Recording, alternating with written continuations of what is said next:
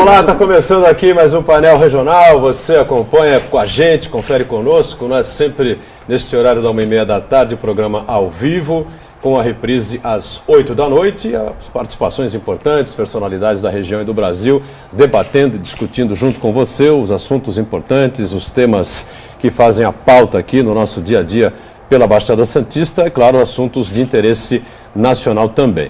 Telefone sempre aberto, você liga para cá, participa com a sua pergunta, o seu comentário, a sua opinião, 3014-5281. E pelas redes sociais, facebook.com/painel regional TV, para você enviar a sua mensagem à nossa equipe aqui do Painel Regional.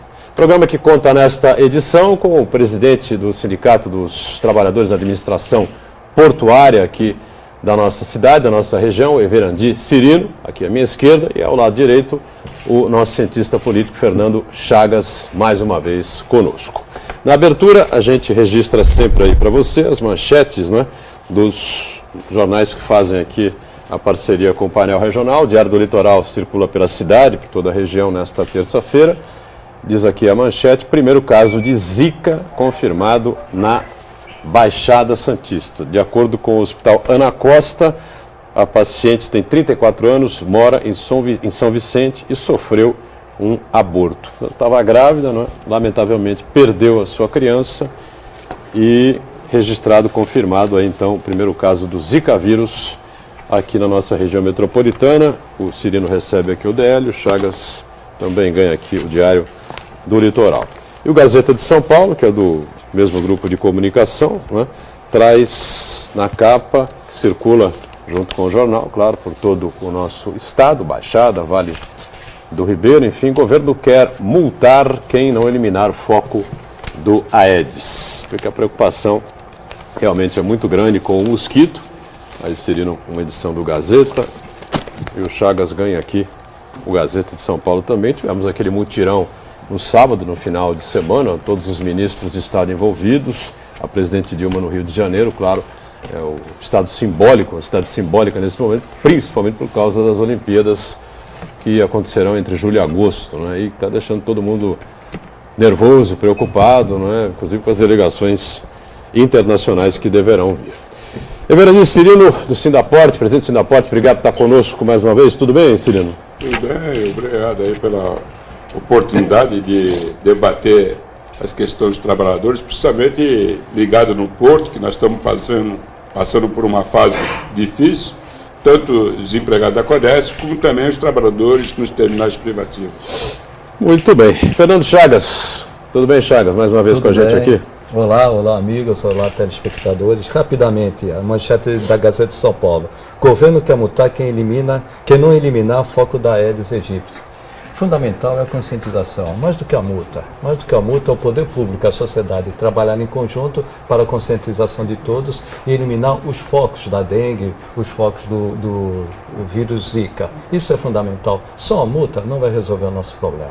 É verdade, conscientizar é o mais importante de tudo. Que todo mundo colabore com esse problema que é gravíssimo no Brasil. O Zika vírus acabou virando aí um problema de saúde internacional, né, de acordo com a própria Organização Mundial da Saúde. Bom, a gente sempre online pelo site da TV Santa Cília, o Santa Portal, clique no ícone do painel regional, confira a gente em tempo real e o programa encerrado, você sabe, vai para o YouTube. Você revê como preferir os trechos que julgar mais interessantes ou o programa por inteiro. Quem acompanha a partir de hoje a sua participação e toda a equipe de produção aqui do painel regional, aqui conosco, lá na ponta, como você sabe, a Rubene Carpanedo. Tudo bem? Prazer em tê-la a bordo. Tudo bem. Boa tarde, Boturão. Primeiramente agradeço o convite para participar aqui do programa. Boa tarde aos convidados e boa tarde ao telespectador e ao internauta. A partir de agora você pode mandar, né, aí as suas perguntas em inbox aqui pela página do Facebook, Painel Regional, ou também pelo telefone 3014-5281. E estamos abertos aqui para receber a sua mensagem aí, a sua dúvida, e os convidados com certeza vão esclarecer, né? Muito bom. Obrigado a Rubene, que a partir de hoje vai estar com a gente aqui, formando no time do Painel Regional e acompanhando a sua participação pelas redes sociais, via telefone, você fica sempre à vontade.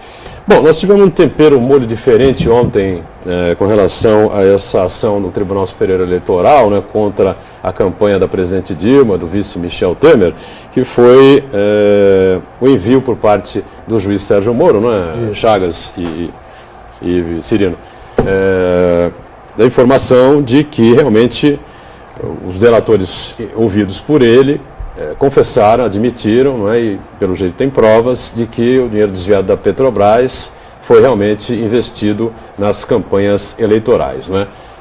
Por dentro, por fora, seja lá como for, né, registrados ou não registrados, né, acabaram sendo investidos nessa campanha. Se existem outros candidatos que também foram beneficiados, se o Aécio Neves foi beneficiado, a questão é outra. Então o PT que abra, né, contra o Aécio Neves uma ação no TSE também. Por enquanto o que acontece é essa ação do PSDB contra a chapa de Dilma Rousseff e de Michel Temer. E isso vai embolar, vai complicar de vez ou você vê de outra forma? Chagas, o Cirino fica à vontade também. É apenas um início, né? Primeiro, é diferente esse processo do impeachment. O impeachment é um processo político discutido, debatido e decidido no Congresso Nacional. Neste caso não, o nome é até meio feio, AIME, ou AIME, né?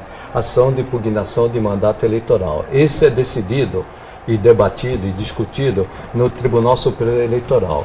Qual é a discussão? São 4 ações do PSDB, o partido de oposição, alegando nessas 4 ações que houve dinheiro do Petrolão por dentro, isso é importante como você falou, não é por fora, é por dentro.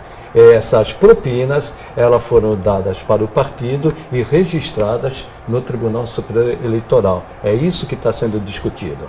Neste caso, não vai pegar apenas a presidente Dilma Rousseff, como no caso do impeachment. Se isso realmente for à frente, vai também envolver o vice-presidente Michel Temer. Aí, no caso, se houver uma decisão desfavorável à chapa vencedora Dilma Rousseff e Michel Temer, caçam-se os dois. Aí, nesse caso, tem 2 interpretações. Uma, que eu vejo na Constituição, menos de 2 anos, uma nova eleição. A partir de 2 anos, seria a Câmara Federal decidiria quem seria o novo presidente. A interpretação do Tribunal... A Câmara Federal decidiria como? Por votação, indicaria quem seria o presidente durante os próximos 2 anos. Um deputado, então, seria o novo presidente? Não obrigatoriamente o presidente da Câmara? Não obrigatoriamente o presidente da Câmara. Tem uma interpretação completamente diferente que é a que está prevalecendo, do Tribunal Superior Eleitoral e também confirmada pelo Supremo Tribunal Federal. Vence o segundo. Assume o segundo. Assim foi aqui em Mongaguá. Assim foi também no Maranhão, quando a Rosiane Sarney assumiu o governo do Estado. São interpretações que aí nós vamos discutir se realmente essa ação for para frente. Eu ainda acho muito prematuro dizer alguma coisa. Por isso, o juiz Sérgio Moro enviou um ofício para o Tribunal Superior Eleitoral, pedindo para que o Tribunal Superior Eleitoral ouvisse as pessoas que praticaram a delação premiada. Eles sim vão dar início a um processo provando que realmente houve dinheiro de propina, que foi legalizado por intermédio do Tribunal Superior Eleitoral com doações por dentro, com doações supostamente ilegais. Processo muito demorado, mas muito demorado mesmo. Uma coisa é a decisão criminal do juiz Sérgio Moro, que já condenou em primeira instância alguns membros do Petrolão. Outra coisa é a cassação de mandato da Dilma Rousseff e de Michel Temer. Isto é muito mais demorado. No meu modo de entender, Boturão e telespectadores, teria que ter também uma prova concreta. Uma prova concreta, nesse caso, eu vejo muito difícil. Vai ficar mais no caso das delações premiadas e as testemunhas e as pessoas condenadas dizendo que doaram dinheiro para a campanha por intermédio do Cerveró e também do presidente, do ex-tesoureiro. Do ex-tesoureiro. Do PT que está preso. Né? Que o Vacari. O Vacari, João Vacari Neto. Que utilizou esse dinheiro para a campanha. Ainda é muito prematuro dizer se haverá cassação da chapa. Mas já começa, e agora sim, fortemente, já começa uma ameaça que era longe de ser concretizada. Há pelo menos uma ameaça politicamente. Politicamente preocupa muito o PT e preocupa o Planalto Central. Porque já é um início de algo que a gente não esperava, que esse processo tivesse andamento, tivesse encaminhamento nesse sentido, justamente por aquilo que eu falei, falta de provas.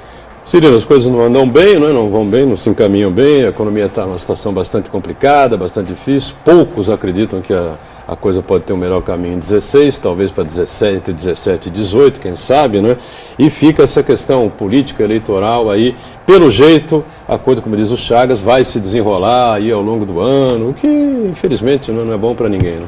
Todos sabem, né, que acompanha aí as manifestações dos sindicatos, grande parte do movimento sindical é contra a cassação, seja por parte do Tribunal Superior Eleitoral, ou seja, através da questão do Lava Jato, da Presidente da República. E eu faço parte desse grupo que defende o fim do mandato, que ela termine o mandato, porque dentro da nossa avaliação, que faz parte desse grupo, eu acho que não ia contribuir para o Brasil regularizar essa situação difícil que está passando. Também o movimento sindical tem conhecimento, tem noção da gravidade que nós estamos passando, inclusive aqui no nosso programa aqui, dois advogados aí fizeram crítica para os sindicalistas velhos, né, que é culpado de muitas coisas que está acontecendo no movimento sindical, com os trabalhadores, mas a realidade é o seguinte: eu acho que o governo tem um exército, aí nós temos que fazer ser pragmático. O governo tem um exército que pode pôr esse exército na rua para fazer a defesa do governo. E o grupo que é contra a permanência da Presidente da República não tem esse exército que pese o movimento da juventude aí na rua. Então, esse conflito de interesse entre os que é a favor e o contra vai prejudicar e fazer com aumente mais essa crise econômica que está no Brasil. Essa é a nossa linha. Só uma dúvida: o exército oficial ou o exército do governo federal? O exército do simpatizante do movimento político. Deixa isso bem claro.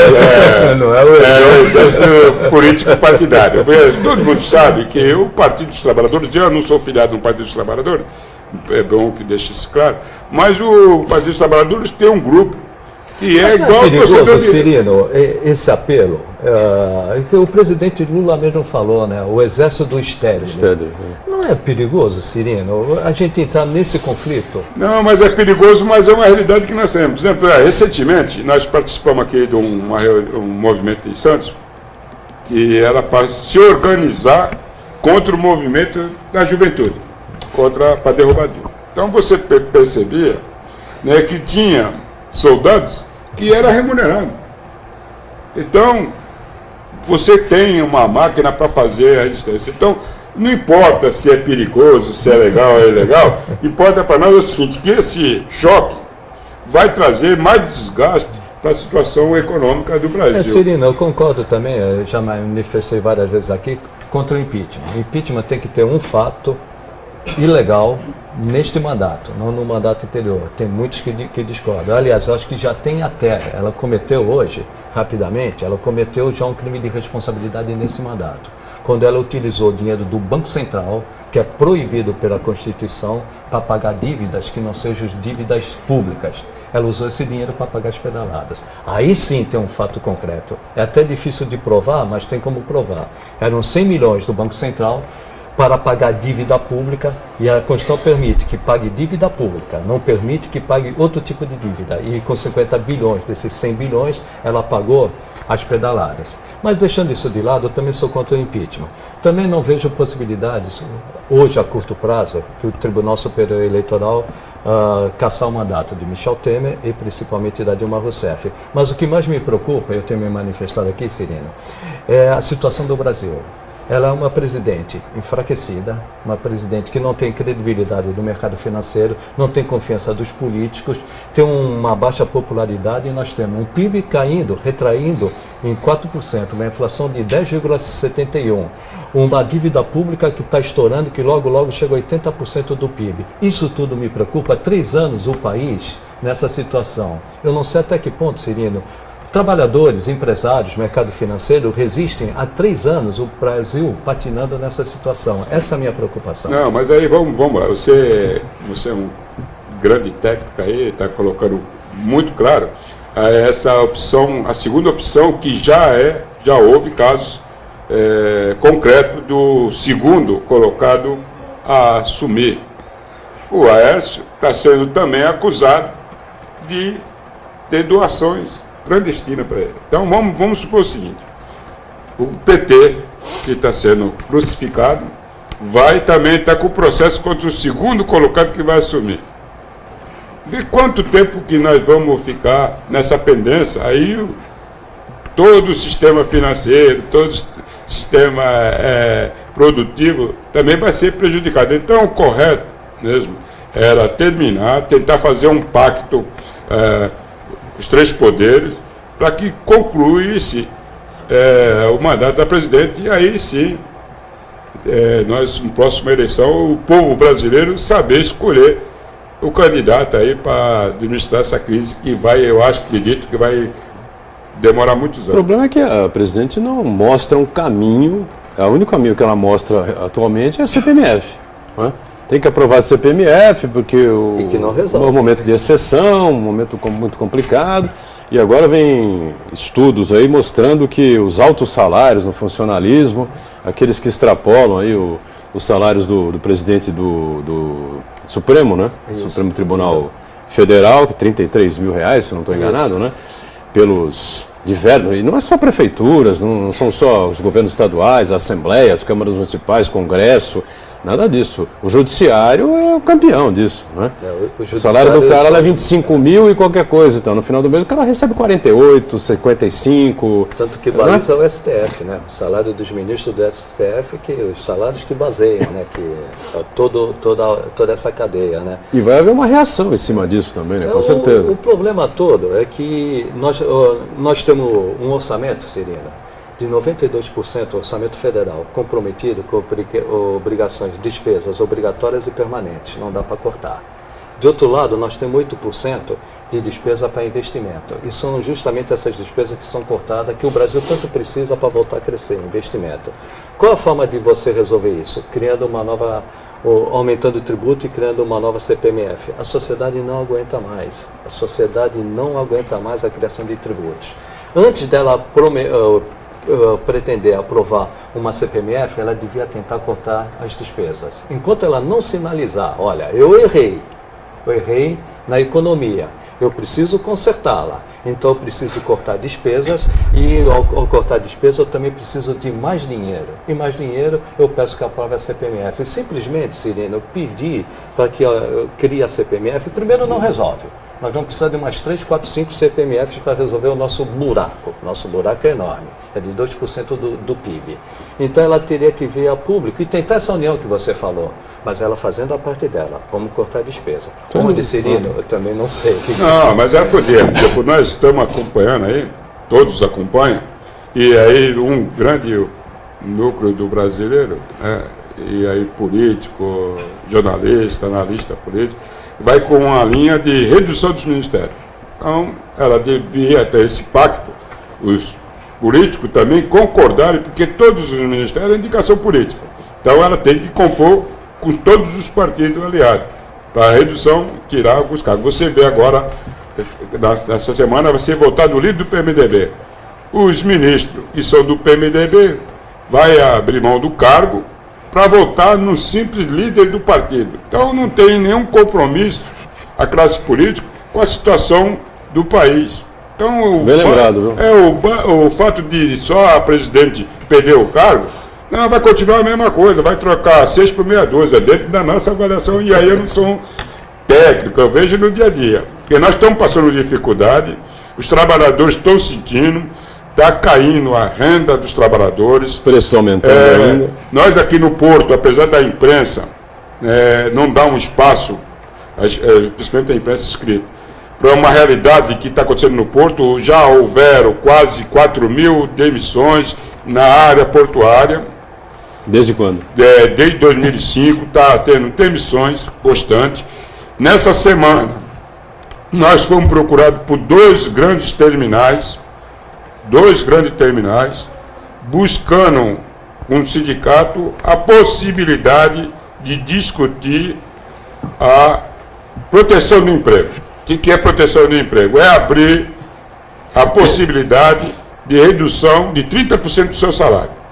É um desgaste para o sindicato, por isso que eu fico meio revoltado com alguns comentários que o pessoal faz contra o sindicato, que é muito difícil o presidente do sindicato chamar uma categoria, empregado de uma empresa, que já tem um salário baixo, para dizer para eles, nós temos 2 caminhos. O primeiro caminho é reduzir 30% do seu salário, reduzir a carga horária, para garantir, durante 6 meses, o emprego. 6 meses só? 6 meses. Podendo ser renovado por mais 6.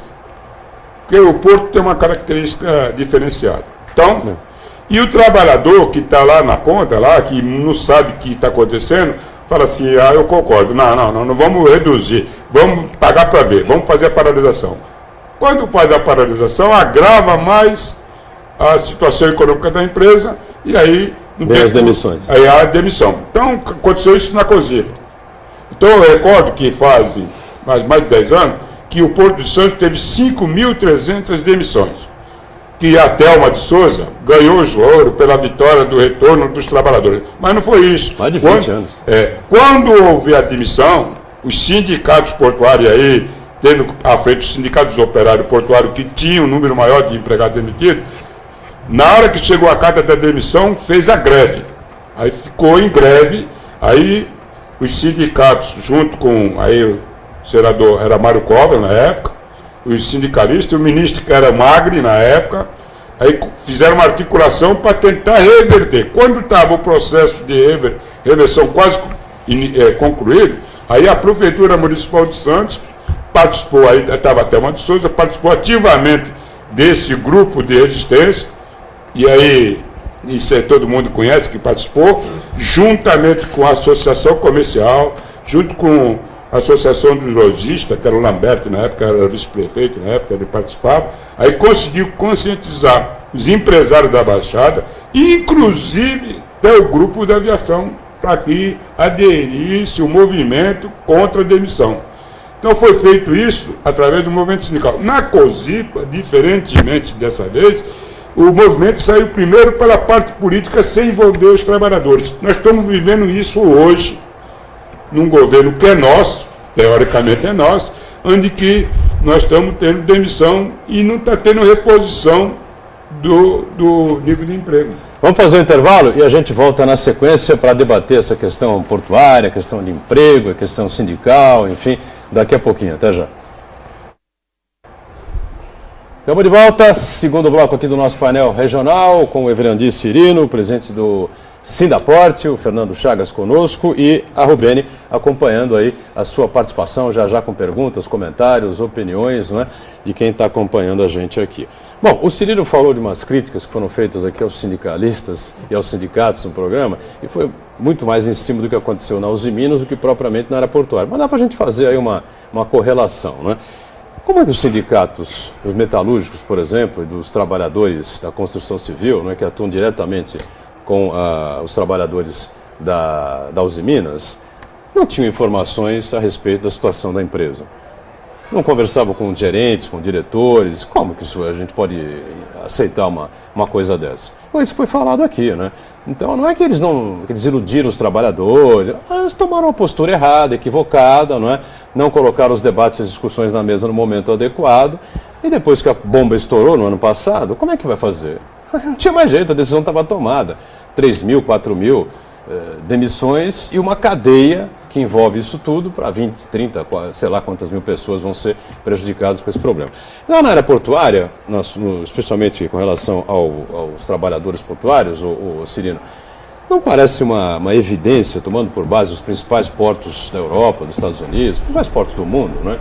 Que a tendência é que o porto seja automatizado quase que por inteiro, né?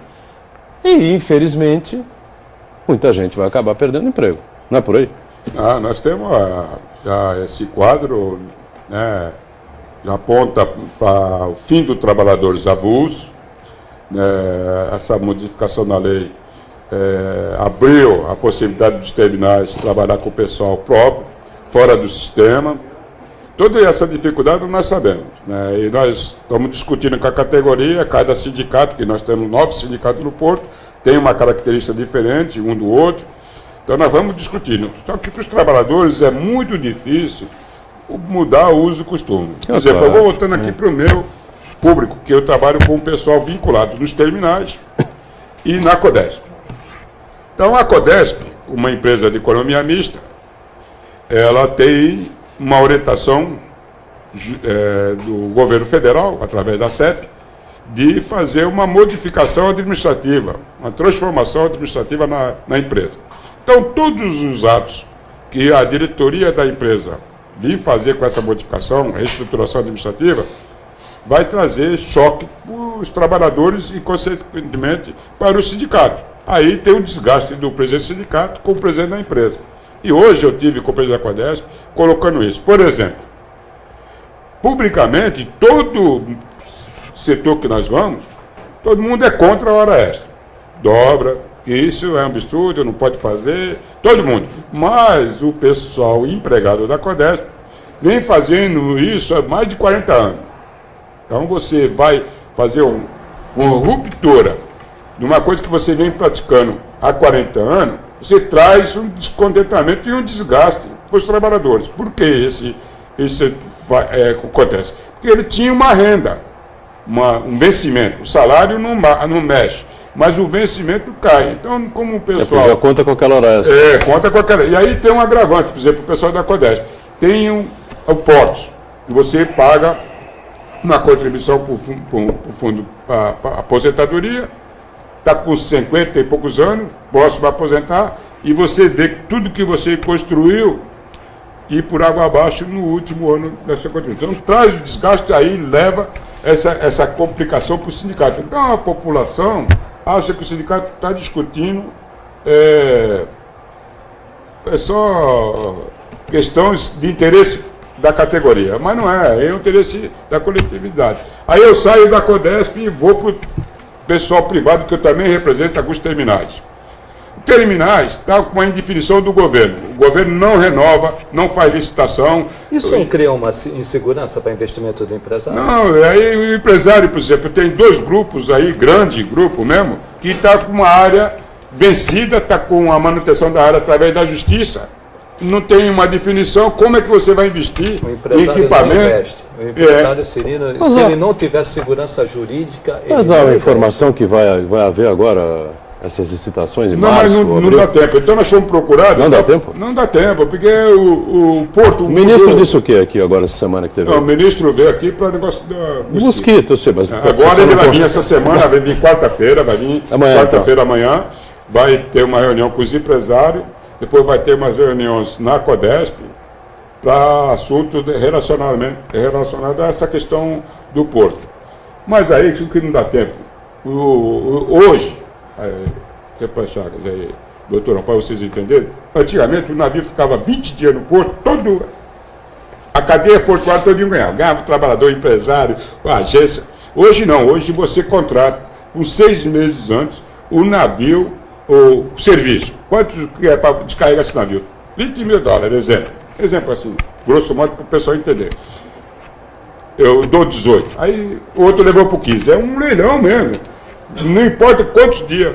Você faz 6 meses. Como é que você vai fazer esse contrato de 6 meses se você não sabe se você está operando na área? Então existe já esse desconforto com os empresários. Aí está trazendo esse índice de desemprego muito grande no porto.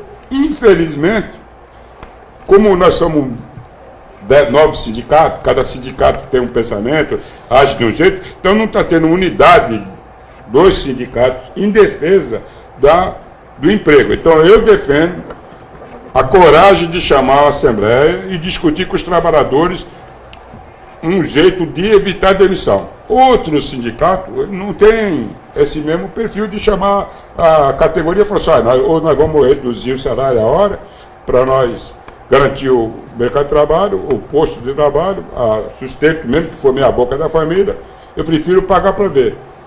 Então, como existe sindicato diferenciado, então eu vou fazer, o outro sindicato não faz.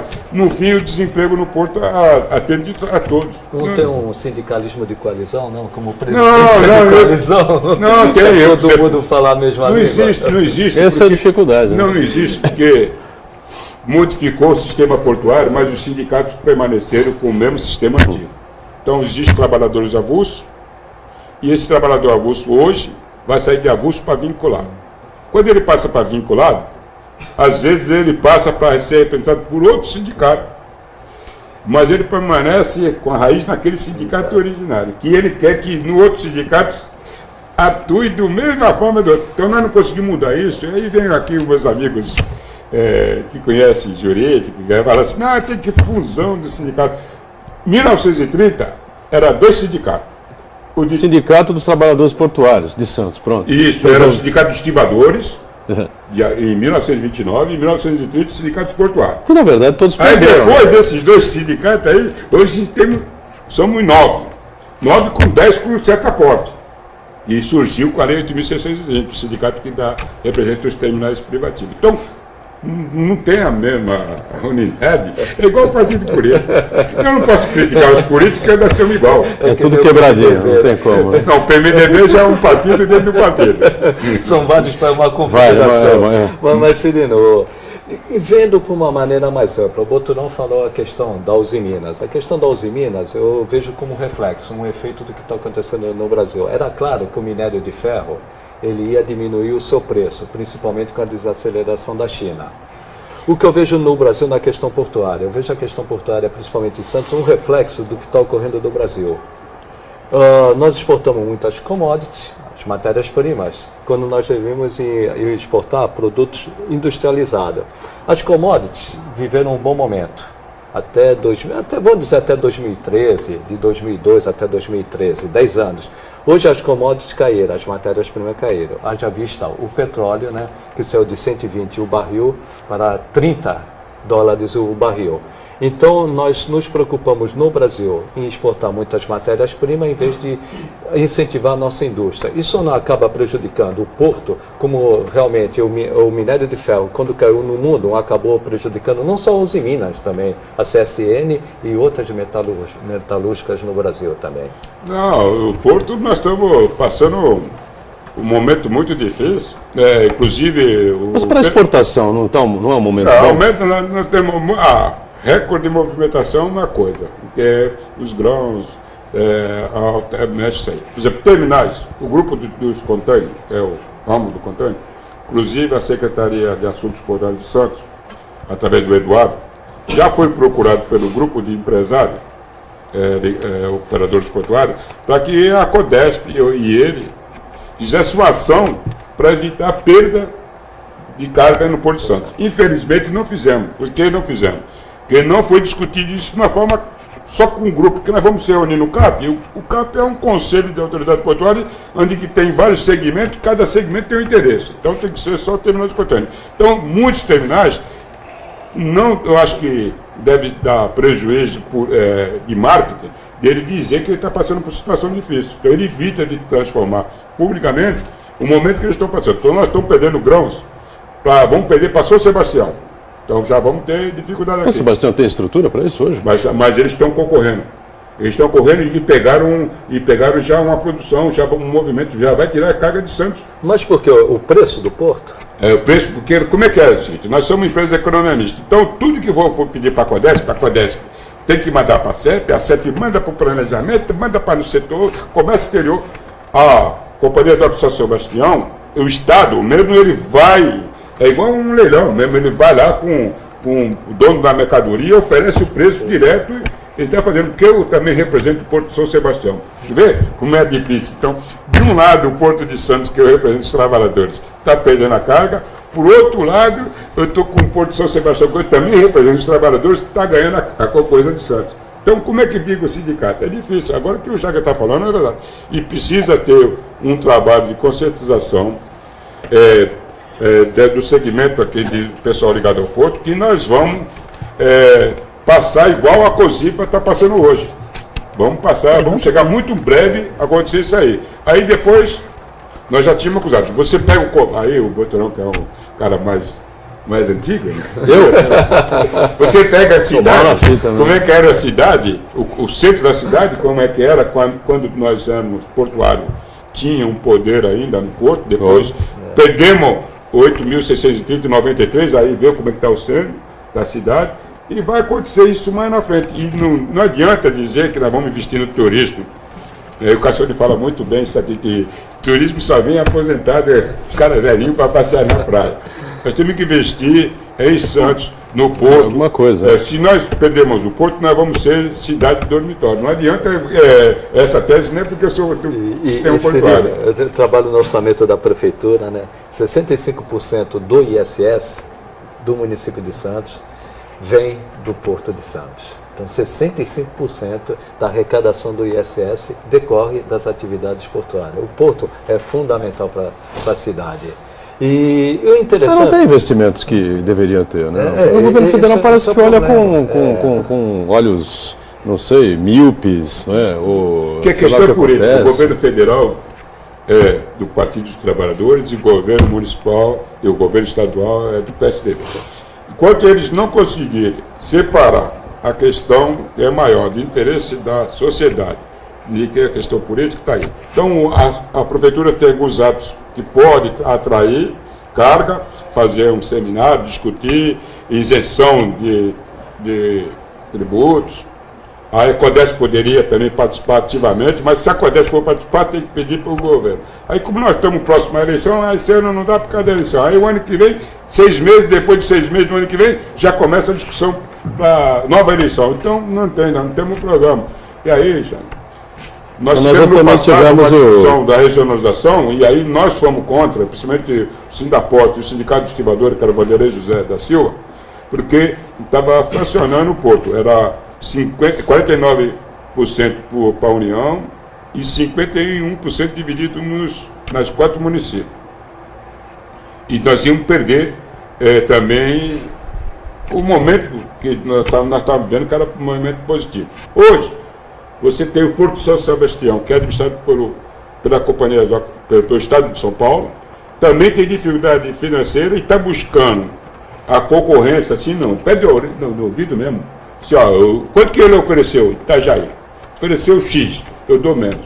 É o presidente da empresa, Companhia Docas, o Técio, que faz... Companhia Docas? Companhia Docas São Sebastião. A Companhia Docas de São Sebastião. Agora, de Santos, mesmo que o presidente da Codesp tenha esse interesse, ele não tem autonomia de fazer isso. Nós tivemos vários conflitos aqui entre o interesse da cidade e o interesse do porto, que não houve... obras importantes, né?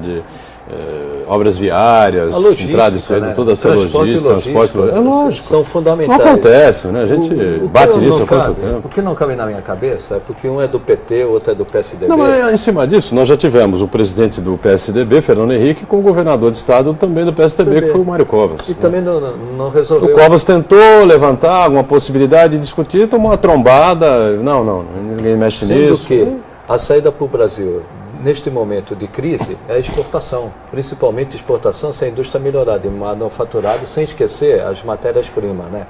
O porto é fundamental para a exportação brasileira e ninguém dá atenção devida ao Porto de Santos na questão de transporte e de logística. Vamos seguir, quer ver? Eu gosto dessa discussão. Você gosta, né? Gosto. Vamos fazer. O pai tem 2 filhos, 3 filhos, 4 filhos. O pai trata os filhos diferentes? Não, tem que tratar igual. Então, o Porto de Santos é subordinado ao ACEP. O ministro é o Helder Barbalho, que é um cara dinâmico, ágil, né? Caramba, tem sonho, é jovem, tem sonho, futuro político. Mas ele é o mesmo pai de Santos, Rio de Janeiro, Paranaguá e caramba. Então, ele não toma um partido por um porto, entendeu? O pai não toma. Então, nós não temos autonomia. O Porto de Santos, a presidente da Codesp, não tem autonomia. Então, muitas coisas que ele tem interesse, que ele vê que é o melhor para a cidade, que ele vê que é o melhor do Porto, ele vai depender de orientação e política do governo federal, consequentemente dá certo. Então, muitas vezes, cai em choque de interesse de outros portos. Por exemplo, o Rio de Janeiro está inaugurando no terminal do contêiner que vai concorrer com o Santos, vai levar carga de Santos. Logística e transporte melhor, então vai trazer prejuízo para nós. Então, os empresários que têm poder, né, financeiro, eles estão mudando, saindo de Santos para esses portos. Então, quando saiu o SWAP, nós estamos perdidos? Nós temos todos. SWAP é no Maranhão, né? Então, como você colocou aí, que eu vi até o gráfico na jornal aí da cidade, sobre a arrecadação da cidade, do porto aí, da cidade... E esse 65% de ISS. Deu lá que nós somos uma fonte da arrecadação da prefeitura. Se a prefeitura fosse administrar o porto, com autonomia direta, nós teríamos vantagem. Agora, o Estado de São Paulo também nós não ia avançar. Tinha que ser daqui da região mesmo, com autonomia, para fazer essa concorrência. Aí, sem envolvimento político partidário, coisa que nós não estamos há 100 anos, 124 anos tem o porto, apesar de ter 500, mas oficialmente 124. Nunca entendi isso aí. A Zona Noroeste tem mais de 100 anos, diz que tem 34. O Porto tem 500 anos, tem 124, mas é mais. Porto como Porto mesmo, organizado. É o mesmo, né? Ele cresceu. Né? Então, nós estamos perdendo carga e nós vamos perder se não tiver uma ação conjunta, Companhia Doca e Prefeitura. Nós tivemos no início da CEP. A Prefeitura vai fazer o quê? Nós tivemos no início da CEP, que era o. Mais do que já tentou fazer. Que o ministro era do Ciro Gomes lá, o Pedro Brito, e o prefeito era o Paco. Então eles tentaram fazer uma aproximação, mas só ficou no papel. Então. Só ficou no papel. E aí agora o nosso prefeito, que eu sou parceiro do meu amigo Paulinho, ele foi arrumar uma briga com a DESC sobre a questão dos grãos lá de Impalamoa. Aí o governo entrou com a ação, ele ganhou aqui, perdeu lá, ganhou aqui, e no fim não mudou, está lá os grãos num lugar que não deveria ser. Então esse é o que nós estamos vivendo. Sobre eliminar, né? Mas ali foi até a orientação do jurídico da Prefeitura e também das outras assessorias da Prefeitura, devido aos moradores da Ponta da Praia. Claro, havia até um entendimento nosso que, embora a área fosse portuária, ela está dentro do município. Se está dentro do município, tem que se submeter às leis urbanas municipais. Plano diretor e lei de ocupação do solo. E a poluição ali é enorme para quem mora naquela região. Né? Porque a questão da plano de diretor agora tem que passar pela CEP, a questão portuária. Portuária, então. Vamos para o nosso segundo intervalo, já voltamos, não é, com perguntas, participações aqui, a Rubene já me dá o ok, a gente volta direto com ela, tá? Em instantes. Sequência do nosso painel regional, este é o terceiro e último bloco, não é? Falei no encerramento do bloco anterior, direto e reto aqui com a nossa Rubene Carpanedo. Perguntas, participações, comentários, fica à vontade, Rubene. Vamos começar aqui com o internauta Marcelo Farina de Santos. Ele diz o seguinte: São Vicente investiga a partir de hoje o primeiro caso de microcefalia suspeito de ter relação com o Zika vírus, né? No estado de São Paulo. Ele gostaria de saber as medidas que serão tomadas na região contra o mosquito Aedes aegypti, que está preocupado. Estão sendo tomadas, né, em Santos, em várias cidades, não é isso, Charles? Tentando fazer com que as pessoas participem mais também e colaborem. É importante isso também. Né? Claro que as autoridades têm que puxar essa corda aí, mas... Fundamentalmente, a participação da prefeitura, das prefeituras da região, né? Dá um exemplo, a Prefeitura de Santos, com a sua atuação, diminuiu em 41% o número de dengue aqui em Santos.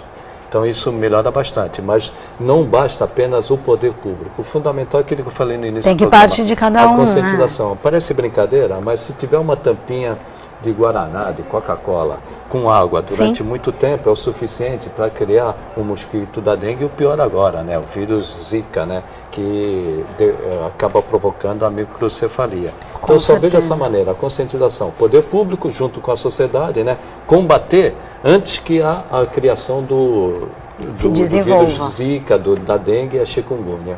As autoridades aqui também estão bastante atentas, não há dúvida nenhuma, com relação a isso. Né? O problema foi deixar chegar aonde chegou, mas com relação ao Zika virou um problema internacional. Né? Não, e cada um se preocupando, porque às vezes a pessoa vê, por exemplo, lá tem um terreno ao lado da minha casa que vê que tem uma água empoçada, tem que denunciar. Não adianta ficar olhando para o terreno e falando, nossa, essa água... Vizinhos, né? Não adianta, tem que denunciar. Mais participações aí, Roberto? Mais. Fernando Araújo, boa tarde. Vocês sabiam que existe um ministro do Desenvolvimento, Indústria e Comércio? Agora me digam, por favor, qual é o trabalho dessa pessoa? Se não temos mais nem desenvolvimento, nem indústria e muito menos comércio. O que você acha? Foi bem? Fernando Araújo. Tomando contra aí. Não, a indústria realmente levou um baque danado, muitas demissões. Né? O comércio está sentindo aí também, né, toda essa crise que a gente vem acompanhando de 1 ano e meio, 2 anos para cá, mais fortemente. Né? Atingiu, e o desenvolvimento, cadê? Atingiu até a prestação de serviço. 75% hoje do PIB do Brasil, infelizmente, porque deveria ser da indústria, são da prestação de serviço. Então, 75% do crescimento do PIB brasileiro vem da prestação de serviço. 25%, menos do que isso, né, porque ainda tem um comércio, vem da indústria, né, infelizmente. Agora, no Brasil são 27 estados, né, com o Distrito Federal, isso, né, e nós temos 31 ministérios. Então é para compatibilizar, né, o Ministério da Indústria e Desenvolvimento é para contemplar boa, né? Um dos estados ou um dos partidos. São quantos partidos? 30 na base, na base? 20 partidos. Mais, acho, né? até, né? Para contemplar, né, esse presidencialismo de coalizão que existe no Brasil. Pois é, e assim vamos, né? Vamos mais? Vamos lá, Roberto. Mais uma? Pois não.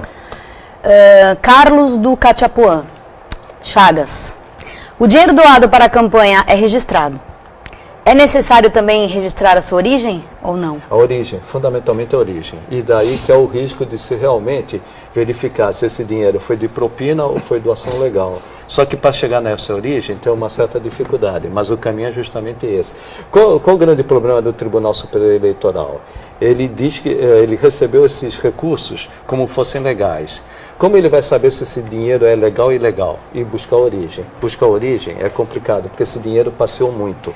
Esse dinheiro foi do Petrolão para uma offshore fora do Brasil, da offshore para o Brasil veio para uma indústria. Mas o partido, quando recebe a doação, ele apresenta contas presta contas ao tribunal e não tem obrigatoriamente que dizer de onde veio o dinheiro. Aí veio de uma empreiteira. Aí disse que veio de uma empreiteira. Da empreiteira, tá. Mas antes de vir para a empreiteira, de onde veio? Mas a empreiteira não tem que dizer como é que ela consegue aquilo? É que as contas da empreiteira são meio aí que é a dificuldade. confusas. Por isso que eu digo que o Tribunal Superior Eleitoral vai ter dificuldade. A empreiteira A doou dinheiro para o partido X. Qual a origem desse dinheiro da empreiteira? Do Petrolão? Não veio do Petrolão. Veio de uma offshore, veio de uma consultoria. Não, direto do Petrolão não, claro. Veio de uma assessoria, veio de uma empresa de planejamento. Então eu vejo muito difícil essa ação ter a curto prazo eficácia, porque você vai ter que percorrer o trajeto do dinheiro. Isso é muito difícil. Imaginem quantas comissões não ficaram por esse caminho. Nossa! Gordas, enormes comissões. Meu Deus do céu. Tem uma aqui para o Cirino. A renda do trabalhador está caindo, é aquilo que você já tinha comentado antes. O desemprego batendo em nossa porta. Por que o senhor e as centrais sindicais ainda apoiam o PT? Essa é a dúvida.